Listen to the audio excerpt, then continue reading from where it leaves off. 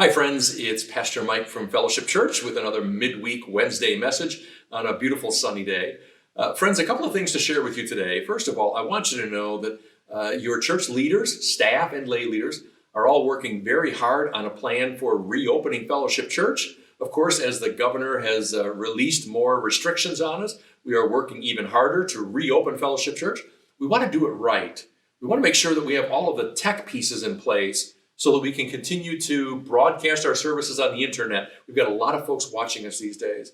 We also want to make sure we have multiple venues or opportunities inside the building so that everyone would feel safe in some capacity here. So we're working through that plan. We're going to have a letter mailed out to everybody next week with the plan and with the date in mind. So please watch out for that letter. It'll be on the website as well if you need it there. Friends, we can't wait to see you again sometime soon. The second thought I'd share with you today is from something that we've all seen on TV by now. You've seen the video of a man named George Floyd who died at the hands of a police officer up in Minneapolis. And friends, there's been a lot of social unrest, protests, looting, rioting taking place over the course of the past week. We all have our thoughts about that. Maybe some of you wondered why we didn't discuss that in some detail this past Sunday at Fellowship. Well, it's because we pre-record our services several days in advance, and we didn't have a chance to respond to it then, but certainly wanting to share a thought with you about it now. If you watched that video, it made you sick to your stomach, didn't it? If you watched that video, even for a few moments, it made you nauseated. It sure did me. And of course, we may have different thoughts about what protests look like and what's an appropriate means of social unrest and expressing our opinions. But that image, that video of that man dying on the streets, it was sickening. And here's the thought I want to share with you today. I've seen the term social issue raised several times in the news, that racism is a social issue, and that therefore we all have our opinions about racism and what it looks like and how we define it and all of that. Friends, I want to tell you that for followers of Jesus Christ, for people who consider ourselves to be Christians, racism is not a social issue. It's a spiritual issue. Now, that's really important, so let me say that again. Racism is not a social issue at all for us. It's a spiritual issue. Why?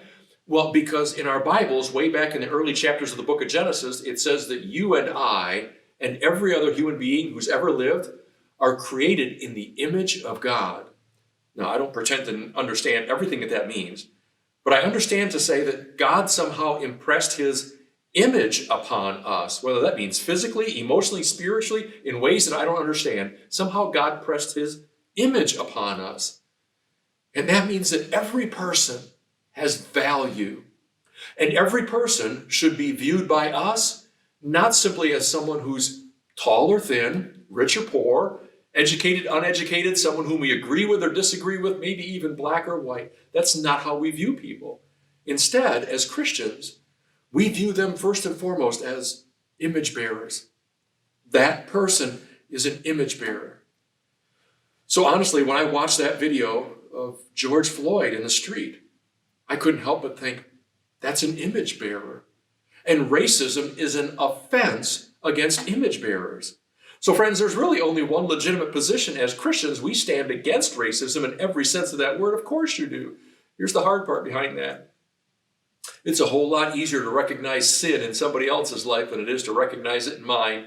And I'll tell you, over the course of the past week or so, I've been probing my own heart to say, Lord, is there even the smallest vestige of racist thoughts somewhere in a corner of my heart that I refuse to confront? Friends, maybe that thought will work for you as well. But as Christians and as a Church of Jesus Christ, we stand against racism in every form of that word. And I think the world around us needs to hear that from us. Friends, I sure hope you have a great week. Please continue to stay safe. Can't wait to see you all again soon. Love you all. Pray for you all. God bless. Take care. Have a good week.